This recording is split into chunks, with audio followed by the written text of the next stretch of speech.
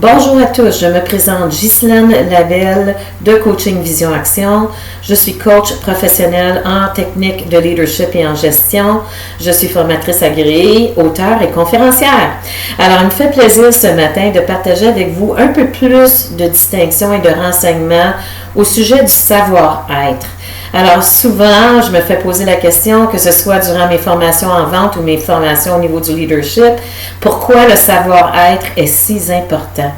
Alors, je vais commencer avec une citation bien connue. « Qui tu es parle tellement fort que j'entends absolument rien de ce que tu me dis. » Très puissant comme citation.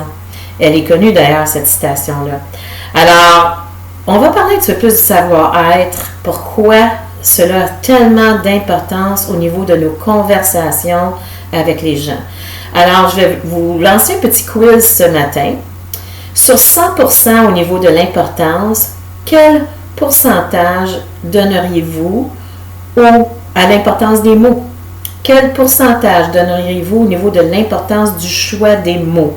Alors, je vais prendre 2 secondes. Je vous demande d'écrire ce que vous pensez serait le pourcentage sur 100%. Fait qu'oubliez pas, il va y avoir 3 catégories, dont les mots est la première catégorie, mais lorsque vous allez additionner les 3, ça doit donner ça. Alors, quel pourcentage accordez-vous à l'importance du choix des mots? Prochaine question, quelle importance accordez-vous au ton de la voix que vous utilisez lorsque vous communiquez? Quelle importance accordez-vous au ton de la voix? Alors, écrivez le pourcentage d'importance que vous accorderiez au ton. Et, dernière question, quel pourcentage accordez-vous ou accorderiez-vous au non-verbal, le body language? Quel pourcentage accorderiez-vous au body language, au non-verbal? Prenez quelques secondes, écrivez votre réponse. Alors, je vais vous partager les vrais faits, les vrais chiffres.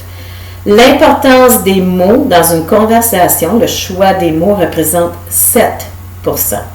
Et oui, je suis contente que j'espère que vous êtes assis, c'est 7%. Le ton de la voix, 38%. Le non-verbal, body language, 55%. Et êtes-vous d'accord avec moi que le ton de la voix, on pourrait inclure ça dans le non-verbal? Donc, si on additionne les deux, ton de la voix et non-verbal, c'est 93% d'importance au niveau d'une conversation. Alors, votre corps en dit long. Votre corps, d'ailleurs, a été conçu pour ne pas mentir. Votre corps va toujours dévoiler la vérité. Vous faites 285 gestes par jour involontaires dont vous n'êtes même pas conscient. Votre corps va toujours dévoiler votre vraie intention. Alors, c'est tout à fait normal que si votre intention n'est pas du tout alignée avec les mots qui sortent de votre bouche, à ce moment-là, le message que les gens vont recevoir, ils vont ressentir qu'il y a quelque chose qui ne va pas. Alors, ils ressentent qu'il n'y a pas d'authenticité et votre message à ce moment-là n'est pas puissant. C'est là où on laisse les gens, souvent vous allez voir des très très bons orateurs au niveau politique. On va donner cet exemple-là, puis je ne veux pas généraliser, ce n'est pas tous les politiciens. Mais parfois, ils ont livré un message absolument puissant. On sent que c'est intègre, on sent que c'est solide. Pourquoi? Parce que leur intention est alignée avec ce qui sort de leur bouche. Alors, le corps supporte tout ce message-là. Versus, parfois, on entend d'autres orateurs et on parle de cette réunion-là ou cette conférence-là en disant « Il y a un petit je ne sais quoi, on n'est pas convaincu. » Pourquoi? Parce que ce qui sort de la bouche de l'orateur n'est pas du tout aligné avec son intention. Alors ça fait partie du savoir-être. Et il faut à ce moment-là être très clair sur ce qu'on veut livrer comme message et être intègre et authentique dans cette livraison-là de ce message-là. À ce moment-là, lorsque nous sommes alignés, le message va être puissant. Alors, c'est tout à fait normal. Alors, ce dont je pense, ça s'appelle de la synergologie. C'est une science qui est étudiée, qui est connue à Harvard et qui est étudiée à Harvard. Les criminologues se servent de cela lorsque ils ont un criminel devant eux. Il peut être sur une machine, la fameuse machine pour détecter s'il dit la vérité ou non. Mais derrière le miroir, souvent, il y a un synergologue qui vérifie si le corps confirme ce qui sort de la bouche de la personne. C'est pour vous sensibiliser à la puissance de notre corps, de notre non-verbal, et de réaliser que c'est 93% du message qu'on veut livrer. C'est pour cela que le savoir-être est très important, surtout dans des postes de leadership.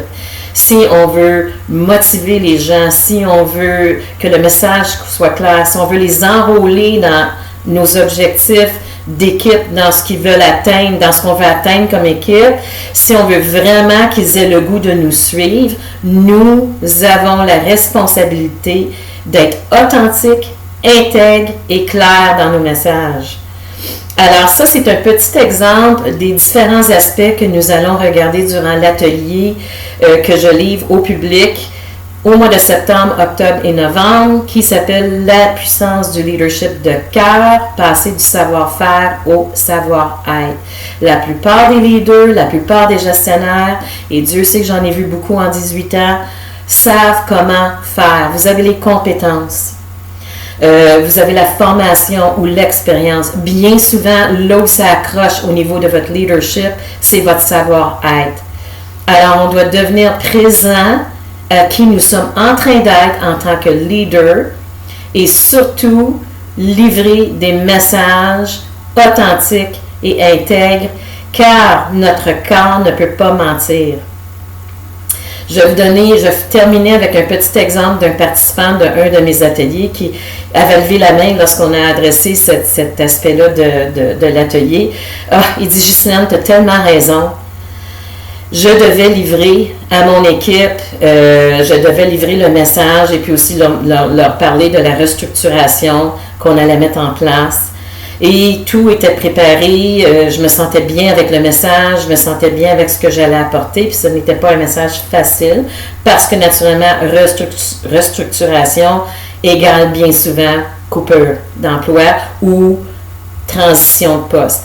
Alors, il était très confortable avec la façon qu'il allait apporter le message, juste avant de rentrer dans la salle de réunion pour rencontrer son équipe. Le vice-président de la compagnie l'arrête et dit, puis, comment tu te sens? Est-ce que tu sens que tout va bien aller, tout ça?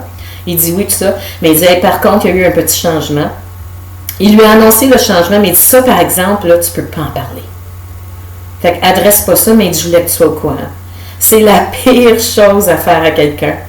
Alors, qu'est-ce qui est arrivé? Il a livré son message, puis il m'a dit, Ghislaine, sais-tu quoi? Toutes les questions que mes employés, les membres de mon équipe m'ont posées, étaient en ligne et avaient affaire à ce qu'on m'a dit juste avant de rentrer dans la salle de réunion et je ne pouvais pas en parler. Alors, pouvez-vous voir, ce qui est arrivé, c'est que c'était dans son énergie. Il l'avait là, à l'intérieur de lui. C'était là, puis ça l'achalait. Ça l'a passé dans l'énergie et toutes les questions qui étaient posées n'étaient pas par rapport à ce qu'il venait de livrer comme message, c'était par rapport à cet aspect-là, ce dont il ne pouvait pas parler. Alors, je vous laisse là-dessus. Inscrivez-vous le plus vite possible aux ateliers le leadership de cœur. C'est livré à Laval, encore une fois, le 13 septembre, le 4 octobre et le 1er novembre. Et la raison je vous demande de vous inscrire rapidement, c'est que les groupes sont limités. Ce sont seulement des groupes de 15 personnes. Et le but, c'est que vous puissiez interagir ensemble, mais que je puisse aussi coacher individuellement sur le terrain et qu'on puisse avoir beaucoup d'interactions ensemble. Alors, je vous souhaite un merveilleux week-end et au plaisir de vous voir lors de ces ateliers. Au revoir.